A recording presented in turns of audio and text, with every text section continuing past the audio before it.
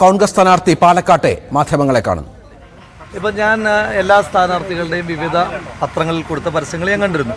അപ്പം വേറൊരു പത്രത്തിലും കൊടുക്കാത്തൊരു പരസ്യം എന്തുകൊണ്ടായിരിക്കും സിറാജിൽ കൊടുക്കാനുള്ള കാരണം എന്തായിരിക്കും? ഞാൻ ചോദിച്ചോട്ടെ, CPM ഈ മതന്യൂനപക്ഷങ്ങളെ പ്രത്യേകിച്ച് മുസ്ലിം കമ്മ്യൂണിറ്റിയെ പറ്റി ഇവരുടെ ധാരണ എന്താ? ഇവർ രാവിലെ ഒരു പത്രവാർത്ത ഇറക്കി ഒന്ന് ഇക്കിളിപ്പെടുത്തിയാൽ ഉടനെ ഇക്കിള് വീണിട്ട് അങ്ങ് അതിവൈകാരികമായി പ്രതികരിക്കുന്ന കമ്മ്യൂണിറ്റിയാണ് മുസ്ലിം കമ്മ്യൂണിറ്റി എന്ന് പറഞ്ഞിട്ട് ആ കമ്മ്യൂണിറ്റി അണ്ടർ എസ്റ്റിമേറ്റ് ചെയ്യുകയാണോ? അവരുടെ രാഷ്ട്രീയ വിദ്യാഭ്യാസത്തെ ചോദ്യം ചെയ്യുകയാണോ? അവർക്കറിയില്ലേ എന്താണ് തീരുമാനം എടുക്കേണ്ടതെന്ന്? എന്തൊക്കെയാണ് അതിനകത്ത് പറഞ്ഞിരിക്കുന്നത്? ഞാൻ ചോദിച്ചോട്ടെ, ഒരാൾ സംഘപരിവാർ വിട്ട് മതേതര പ്രസ്ഥാനത്തിൽ ചേരുമ്പോൾ എന്തിനാ CPM ഇത്രയും വേദനിക്കുന്നത്? ഇനി മുൻ പ്രസ്താവനകളാണ് എടുക്കേണ്ടതെങ്കിൽ അല്ലെങ്കിൽ മുൻകാല ചെയ്തികളാണ് എടുക്കേണ്ടതെങ്കിൽ ശ്രീ OK വാസുവിൻ്റെ മുൻകാല ചെയ്തി എടുത്തിട്ടാണോ നമ്മൾ അതിനെ ഓഡിറ്റ് ചെയ്തത്? ശ്രീ OK വാസു CPM വന്നപ്പം നമുക്ക് ഇപ്പോൾ CPM രാഷ്ട്രീയമായി യോജിപ്പുള്ള ആളല്ല ഞാൻ, പക്ഷേ ശ്രീ OK വാസു CPM വരുമ്പോൾ നമുക്ക് യോജിപ്പാണ്. കാരണം അദ്ദേഹം ഒരു വർഗീയ പ്രസ്ഥാനത്തോട് വിട പറഞ്ഞ് അദ്ദേഹം ഒരു കമ്മ്യൂണിസ്റ്റ് പാർട്ടിയിൽ ചേർന്നിരിക്കുന്നു. ശ്രീ സന്ദീപ് വാര്യർ RSS വിട്ടൊരു സെക്കുലർ ഫ്രെയിംവർക്കിലേക്ക് വരുമ്പോൾ അതിൽ സന്തോഷിക്കുകയാണ് ഈ രാജ്യത്തെ മതേതരവാദികൾ ചെയ്യുന്നത്. പക്ഷേ അതിനകത്ത് ദുഃഖിക്കുന്നവരുണ്ട്. സംഘപരിവാറുകാരാണ് ദുഃഖിക്കുന്നത്. ആ സംഘപരിവാർ മനസ്സാണ് സത്യത്തിൽ CPM ചെയ്തുകൊണ്ടിരിക്കുന്നത്. അതിനകത്ത് കൊടുത്തിരിക്കുന്ന, ഇപ്പം അതിനകത്ത് ഞാൻ ആ പരസ്യം കണ്ടു, അതിനകത്ത് കൊടുത്തിരിക്കുന്ന ഒരു പരാമർശം പൗരത്വ ഭേദഗതി നിയമവുമായിട്ട് ബന്ധപ്പെട്ടിട്ടാണ്. ഞാൻ ചോദിക്കട്ടെ, ഈ രാജ്യത്തെ പൗരത്വ ഭേദഗതി നിയമത്തിനെതിരായി നടന്ന സമരങ്ങളിൽ കേസെടുത്തിട്ടുള്ള മുഖ്യമന്ത്രിമാരാരൊക്കെയാണ്? ഒന്ന് യോഗി ആദിത്യനാഥ്, 2 യോഗി പിണറായി വിജയൻ. ഈ 2 പേരല്ലേ പൗരത്വ ഭേദഗതി നിയമത്തിനെതിരായി സമരം ചെയ്ത ആളുകളുടെ പേരിൽ കേസെടുത്തത്? ഇനി അന്ന് ശ്രീ പിണറായി വിജയൻ തെരഞ്ഞെടുപ്പിന് മുൻപ് പറഞ്ഞിരുന്നല്ലോ പൗരത്വ ഭേദഗതി നിയമത്തിനെതിരായി കേസെടുത്ത മുഴുവൻ കേസുകളും റദ്ദ് ചെയ്യുമെന്ന്. എനിക്കതുമായി ബന്ധപ്പെട്ട് കേസുണ്ട്, റദ്ദ് ചെയ്തില്ലല്ലോ. ഇവിടെ മത്സരിക്കുന്ന പല ആളുകൾക്കും ശ്രീമതി രമ്യ ഹരിദാസിന് കേസുണ്ട്. ശ്രീ T സിദ്ദിഖ് അതിൻ്റെ പേരിൽ ജയിലിൽ പോയ ഒരാളാണ്. അപ്പോൾ അങ്ങനെ ഞങ്ങളുടെ ആരുടെയും പേരുള്ള കേസുകൾ റദ്ദ് ചെയ്തിട്ടില്ലല്ലോ. ഏത് കേസാണ് റദ്ദ് ചെയ്തിട്ടുള്ളത്? അപ്പോൾ പൗരത്വ ഭേദഗതി നിയമത്തിനെതിരായി സമരം ചെയ്ത ആളുകൾക്കെതിരെ കേസെടുത്തിട്ട് ചില്ലറ ഉളുപ്പ് പോരാ ഇപ്പോൾ വന്നിട്ട് ഇതൊക്കെ പറയാനായിട്ട്. അപ്പോൾ ഈ മലപ്പുറം മേഖലയിലേക്ക് പോകുമ്പോൾ CPM പച്ചക്കൊടി ഉപയോഗിക്കാറുണ്ട്. അരിവാൾ ചുറ്റിക നക്ഷത്രം എന്ന് പറയുന്നത് ചുവന്ന കൊടി മാറ്റി പച്ചക്കൊടിയൊക്കെ പിടിക്കുന്ന നമ്മൾ കണ്ടിട്ടുണ്ട്. ഇതൊക്കെ നമ്മൾ വിചാരിച്ചിരുന്നത് കൗതുകത്തിന് വേണ്ടിയിട്ട് ചെയ്യുന്നതാണ്.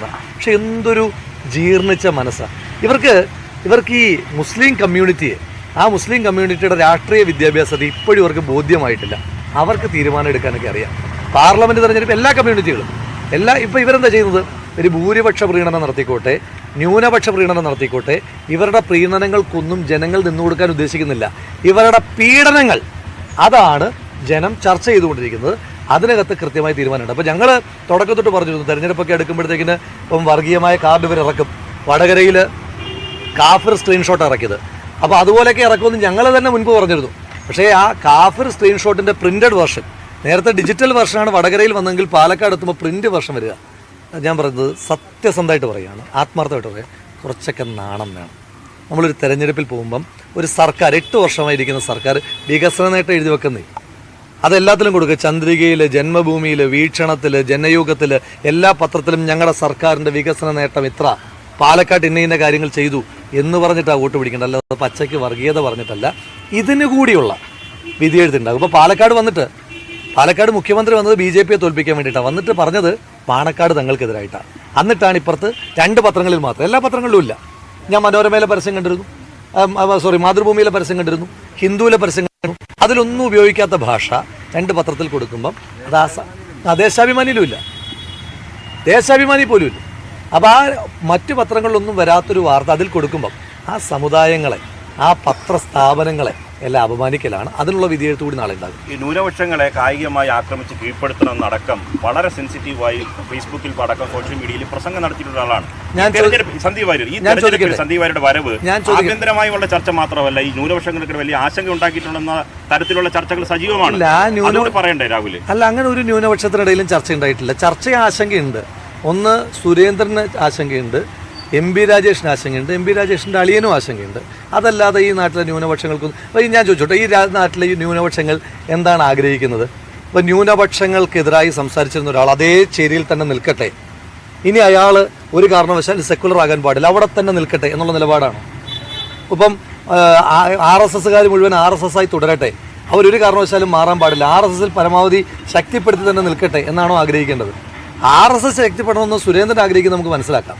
പക്ഷേ ശ്രീ പിണറായി വിജയനും ശ്രീ MP രാജേഷും ഒക്കെ അത് ആഗ്രഹിക്കുന്നത് എന്തിനാണെന്ന് എനിക്ക് എത്ര ആലോചിച്ചിട്ട് മനസ്സിലാവുന്നില്ല. ഞാൻ ചോദിക്കട്ടെ, RSS നിന്ന് ഒരു നമ്പർ കുറയുന്നത് അതല്ലേ മതേതരത്വത്തിന്റെ വിജയം അല്ലേ? തർക്കമുണ്ടോ കാര്യത്തിൽ? ശ്രീ OK വാസു അദ്ദേഹത്തിന്റെ ചെയ്തികൾ അങ്ങേക്ക് ഓർമ്മയുണ്ടോ? എന്തൊക്കെയായിരുന്നു ശ്രീ OK വാസുവിന്റെ ചെയ്തികൾ? ഇനി മുൻകാല നിലപാടുകളൊക്കെയാണ് ചർച്ചയാക്കേണ്ടതെങ്കിൽ അത് എല്ലാവർക്കും ബാധകമല്ലേ? അദ്ദേഹം വളരെ കൃത്യമായിട്ട് പറഞ്ഞല്ലോ. അതെങ്ങനെയാ നിലപാട് തിരുത്തിയിട്ടില്ല എന്ന് നിങ്ങൾക്ക് പറയാൻ കഴിയുക? അദ്ദേഹം പറഞ്ഞു, ഞാൻ കോൺഗ്രസിനോടൊപ്പം ശ്രീ രാഹുൽ ഗാന്ധിയോടൊപ്പം വെറുപ്പിന്റെ ഫാക്ടറി, അത് പിന്നെ രാഹുൽ ഗാന്ധി പോലും പറഞ്ഞ വാചകമല്ല, വെറുപ്പിന്റെ കമ്പോളത്തിൽ സ്നേഹത്തിന്റെ കട തുറക്കുമെന്നാണ് ശ്രീ രാഹുൽ ഗാന്ധി പറഞ്ഞത്. അതിനെയും എക്സ്ട്രീമായിട്ട് വെറുപ്പിന്റെ ഫാക്ടറിയിൽ നിന്ന് വന്നിട്ട് ഇനി ഞാൻ സ്നേഹത്തിന്റെ കടയ്ക്കൊപ്പമാണ്, ശ്രീ രാഹുൽ ഗാന്ധിക്കൊപ്പമാണെന്ന് പറയുന്നതിനപ്പുറം എന്ത് ക്ലാരിറ്റിയാണ് അയാൾ വരുത്തേണ്ടതായിട്ടുള്ളത്? ഇനിയും അയാളുടെ മുൻ നിലപാടുകൾ തിരുത്തിയത് കൊണ്ടല്ലേ അയാൾ കോൺഗ്രസ് ആകുന്നത് അല്ലേ? ഇനി ഞാൻ ചോദിച്ചിട്ടെ, ഇപ്പൊ ഈ പ്രസ്താവനകളൊക്കെ കൊടുക്കുമ്പോൾ എന്താ ക്രിസ്റ്റൽ ക്ലിയർ സന്ദീപ് വാര്യർ എന്നും കൂടെ കൊടുക്കാൻ എന്താ? ആ സർട്ടിഫിക്കറ്റ് കൊടുത്താരാ? ക്രിസ്റ്റൽ ക്ലിയർ സന്ദീപ് വാര്യർ എന്ന് കൊടുത്തിരുന്നത് ഞാൻ ചോദിച്ചു. വളരെ ലളിതമായൊരു ഉദാഹരണം ചോദിച്ചോട്ടെ. ഇപ്പോൾ ശ്രീ സന്ദീപ് വാര്യർ അളിയനും കൂടെ ശ്രമിച്ച ശ്രമത്തിന്റെ ഭാഗമായിട്ട് CPM-ലായിരുന്നു പോയിരുന്നെങ്കിൽ ശ്രീ സന്ദീപ് വാര്യരെ പറ്റി എന്തായിരിക്കും ഇന്നത്തെ ഇതേ പത്രങ്ങളിലെ വാർത്ത? എന്തായിരുന്നു? വർഗീയത വിട്ട് കമ്മ്യൂണിസത്തിലേക്ക് എന്ന് പറഞ്ഞിട്ടുള്ള തലക്കെട്ടോട് കൂടിയിട്ട് ഇതേ ചിത്രം തന്നെ വരില്ലേ? അപ്പൊ അതൊക്കെ ജനങ്ങൾക്കൊക്കെ മനസ്സിലാകും. തീർച്ചയായിട്ടും ഇത് തെരഞ്ഞെടുപ്പ് കമ്മീഷൻ എങ്ങനെയാണ് ഈ പരസ്യത്തിന് അനുവാദം കൊടുത്തതെന്ന് എനിക്ക് മനസ്സിലാകാത്തത്. പച്ചയ്ക്ക് വർഗീയത പറയുന്ന ഒരു പരസ്യത്തിന് ആ പരസ്യത്തിന് എങ്ങനെയാണ് അംഗീകാരം കൊടുത്തത്? ഇനി ഞാൻ ചോദിച്ചോട്ടെ, ഈ പരസ്യങ്ങളുടെയൊക്കെ പ്രയോജനം എന്താ? ഈ പരസ്യത്തിന്റെ പ്രയോജനം എന്താ? ഈ പരസ്യത്തിന്റെ ഗുണഭോക്താവാരാ? ഞാൻ സംശയിക്കുന്നത് ഈ പരസ്യത്തിന്റെ ചെക്ക് മാറിയത് മിക്കവാറും RSSന്റെ ഓഫീസിൽ നിന്നാകാനാണ് സാധ്യത. കാരണം ഇതിന്റെ ഗുണം അവർക്കുണ്ടാകേണ്ട രീതിയിലല്ലേ അവർ ചെയ്യുന്നത് അല്ലേ? ഇതിന്റെ ഗുണഭോക്താവ് ഞാൻ ചോദിച്ചോട്ടെ, 3-ാം സ്ഥാനത്ത് നിൽക്കുന്ന CPM, ആ CPM-ന് ഇതിനകത്ത് എന്ത് ഗുണമുള്ളത്?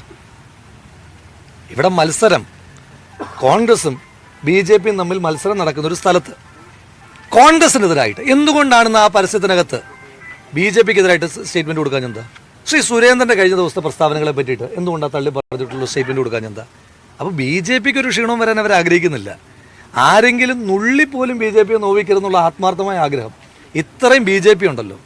BJP സുരേന്ദ്രൻ പോലും ഇത്രയും സ്നേഹിക്കുന്നില്ല. ഒറ്റ കഴിഞ്ഞ മലപ്പുറത്ത് CPM ജില്ലാ കമ്മിറ്റി പ്രസ്താവന പാണക്കാട് തങ്ങൾക്കെതിരെ ഔദ്യോഗികമായിട്ട് ഇറക്കിയില്ല, പ്രസ്താവനയായിട്ടാണ് ഇറക്കിയിരിക്കുന്നത്. മുഖ്യമന്ത്രിക്ക് പിന്തുണ പ്രഖ്യാപിച്ചുകൊണ്ട് പാണക്കാട് തങ്ങളെ തള്ളിക്കൊണ്ട്. അത് പാണക്കാട് തങ്ങളെ തള്ളുമ്പം അതിന്റെ പ്രതിഫലനമൊക്കെ പാലക്കാട്ടുനിന്ന് ഉണ്ടായിക്കോളും. പാണക്കാടിന്റെ പ്രതിഫലനം പാലക്കാട്ടുനിന്ന് ഉണ്ടാകും. ഈ സന്ദീപ് വാര്യർ ഇങ്ങോട്ട് കൊണ്ടുവരുന്നതിന് വേണ്ടിയുള്ള ചർച്ചയ്ക്ക് മുൻകൈ എടുത്തത് മണ്ഡലം കമ്മിറ്റിയാണോ, നിയോജക മണ്ഡല കമ്മിറ്റിയാണോ, DCC ആണോ, KPCC ആണോ, AICC ആണോ? അതല്ല ഇപ്പം കൈരളിയുടെ ഒരു ചോദ്യത്തിന് എനിക്ക് മറുപടിയായിട്ട് പറയാൻ പറ്റുമോ?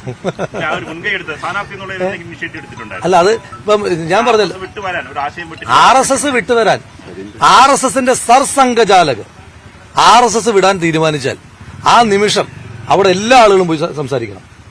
നമുക്ക് പിന്നെ രഹസ്യ ഓപ്പറേഷൻ ഒന്നുമില്ല. സന്ദീപിനെ നമ്മൾ അപ്പുറത്തുനിന്ന് ഇങ്ങോട്ട് ടോർപ്പിഡോ ചെയ്ത് ഇങ്ങോട്ട് കൊണ്ടുവന്നിട്ട് സ്ഥാനാർത്ഥിയാക്കി നമ്മൾ ഏതെങ്കിലും ചിഹ്നത്തിൽ മത്സരിപ്പിക്കുകയൊന്നുമല്ലോ ചെയ്തേ. അയാളുടെ പ്രത്യയശാസ്ത്രം ഉപേക്ഷിച്ചു. ഉപേക്ഷിച്ചപ്പോൾ മതേതര മുന്നണിയോടൊപ്പം ചേരുകയാണ്. ഇന്ന് രാവിലെയും സരിൻ പറഞ്ഞത് പാലക്കാട്ടുള്ളവർക്ക് കൃത്യമായ ജനവോട്ട് ചെയ്യും, വേറെ ചിലയിടത്ത് നിന്ന് വന്നവർക്ക് കാര്യമായ വോട്ട് ചെയ്യാൻ സാധ്യതയില്ല എന്നുള്ളതാണ്. അപ്പൊ ഈ മത്സരിക്കുന്ന സ്ഥാനാർത്ഥികൾ കൃഷ്ണകുമാർ മാത്രമാണ് പാലക്കാട്. നേരത്തെ ഇതുവരെ CPM-ന്റെ നേതാക്കന്മാരായിരുന്നു കൃഷ്ണകുമാറിന് വേണ്ടി വോട്ട് പിടിച്ചുകൊണ്ടിരുന്നത്. ഇപ്പൊ സ്ഥാനാർത്ഥി തന്നെ പിടിച്ചു തുടങ്ങിയോ? അല്ലേ? സ്ഥാനാർത്ഥി തന്നെ കൃഷ്ണകുമാറിന് വേണ്ടിയിട്ടാണ് വോട്ട് പിടിക്കുന്നത്. അപ്പൊ ഞാനിതുകൊണ്ടാണ് പറഞ്ഞത്, ഞങ്ങളുടെ മത്സരം തുടക്കം തൊട്ട് നിങ്ങളിപ്പം ത്രികോണ മത്സരം എന്നൊക്കെ പറയുമ്പോൾ ഞാൻ പറയുന്നുണ്ടല്ലോ, ഇവിടെ മത്സരം നടക്കുന്നത് ഞങ്ങളും കമ്മ്യൂണിസ്റ്റ് ജനതാ പാർട്ടിയും തമ്മിലാണ്. ഇപ്പൊ കഴിഞ്ഞ ദിവസം ബാലേട്ടൻ പറയുന്നത് കേട്ടായിരുന്നു നിങ്ങൾ? ബാലേട്ടൻ മൈക്ക് പ്രസംഗിക്കുകയാണ് വെരുത്തന്മാർക്ക് ഇവിടെ വോട്ടില്ലെന്ന്. ബാലേട്ടന്റെ വീട് കണ്ണൂരാ, ശ്രീ AK ബാലിന്റെ വീട് കണ്ണൂരാണ്. ആ ശ്രീ AK ബാലൻ വന്നിട്ട് പറയും വെരുത്തന്മാർക്ക് വോട്ടില്ല എന്ന്. അപ്പൊ ശ്രീ AK ബാലൻ ഇന്നലെ കൃഷ്ണകുമാറിന് വേണ്ടിയിട്ട് വോട്ട് ചോദിക്കാൻ നമുക്ക് മനസ്സിലാക്കാം. പക്ഷെ സ്ഥാനാർത്ഥി എന്ന് ചോദിച്ചു തുടങ്ങിയാൽ മറുപടിയുണ്ട്. ഇരട്ട വ്യാജ വോട്ടുമായി ബന്ധപ്പെട്ട് രാഹുൽ നടത്തിയ പ്രസ്താവനയ്ക്കുള്ള മറുപടിയാണ്, ഈ പിള്ളേരുടെ കളിയൊന്നും വേണ്ട, പിള്ളേരങ്ങനെ പലതും പറയും, കമ്മ്യൂണിസ്റ്റുകാരുടെ ഭീഷണി വേണ്ട എന്നാണ് വോട്ട് തടയുന്നത്. ഞാൻ അങ്ങനെ ഭീഷണിപ്പെടുത്തിയില്ലല്ലോ. പിന്നെ ഈ പിള്ളേരൊക്കെയല്ലേ വലുതാകുന്നതെന്ന്. മറ്റേ ഏതൊരു സിനിമയെ ചോദിച്ചിട്ട് ബാലേട്ടൻ 70-ലൊക്കെ എന്തായിരുന്നു? പിള്ളേരല്ലേ. 70-ലല്ലേ ബാലേട്ടന്റെ ഫയർ പീരീഡ്. അപ്പൊ പിള്ളേർക്കും കാര്യമൊക്കെ ഉണ്ടെന്നേ. പിന്നെ അവരെപ്പോലുള്ള മുതിർന്ന ആളുകൾ ഇങ്ങനെയൊക്കെയുള്ള അബദ്ധങ്ങൾ പറയുമ്പോൾ നമ്മൾ തിരുത്തി കൊടുക്കണ്ടേ? ഓർമ്മക്കുറവുകൾ വരുമ്പോൾ തിരുത്തണ്ടേ? ബാലേട്ടൻ മറന്നുപോയി, കണ്ണൂരുകാരനാണ്. അതുപോലെ ഞാനും മറന്നുപോയി, ഞാൻ പത്തനംതിട്ടക്കാരനായിരുന്നു എന്നുള്ള കാര്യം ഞാൻ തന്നെ മറന്നുപോയി. ഞാൻ ഇപ്പൊ പാലക്കാടുകാരനാണ്, ബാലേട്ടനെ പോലെ തന്നെ. വ്യാജ വോട്ടുമായിട്ട് ബന്ധപ്പെട്ടിട്ട് എനിക്ക് പറയാനായിട്ടുള്ളത്, ഇന്ന് മന്ത്രി പറയുന്നിട്ട് ഞാൻ തടയുന്ന മന്ത്രിയല്ല തടയേണ്ടത്, ബൂത്ത് ലെവലിൽ ഇരിക്കുന്ന ഏജന്റുമാരുടെ ജോലിയാണ് തടയുക, ചലഞ്ച് ചെയ്യുക എന്നുള്ളത്. മന്ത്രിയുടെ ജോലി ഈ വോട്ടർ പട്ടികയിൽ ഇവരുടെ പേര് വരാതിരിക്കുന്ന സിസ്റ്റം ഉണ്ടാക്കലായിരുന്നു. അപ്പൊ അവിടെ വളരെ ഫ്രീ എൻട്രി കൊടുത്തു. BJPയും CPM പരമാവധി വ്യാജ വോട്ടർമാരെ ചേർത്തോട്ടെ എന്ന്. അതിപ്പം ഇപ്പം മന്ത്രിയുടെയൊക്കെ പ്രസ്താവനയുടെ അർത്ഥമൊക്കെ എല്ലാവർക്കും മനസ്സിലാവുന്നുണ്ടല്ലോ. ഇപ്പൊ വ്യാജ വോട്ടല്ല തടയുമെന്ന് മന്ത്രി പറയുന്നത്. മന്ത്രി പറയുന്ന ഒരു ഭീകരാന്തരീക്ഷം ഇവിടെ ഉണ്ടാക്കും എന്നുള്ള പ്രതീതി ഉണ്ടാക്കുക. പാലക്കാട്ടുകാരൊന്നും മിരട്ടുക, അങ്ങനെയൊക്കെയുള്ള മിരട്ടലിൽ നിന്ന് കൊടുക്കുന്ന ആളുകളാണോ പാലക്കാടുകാർ? രാഹുൽ മാങ്കൂട്ടത്തിൽ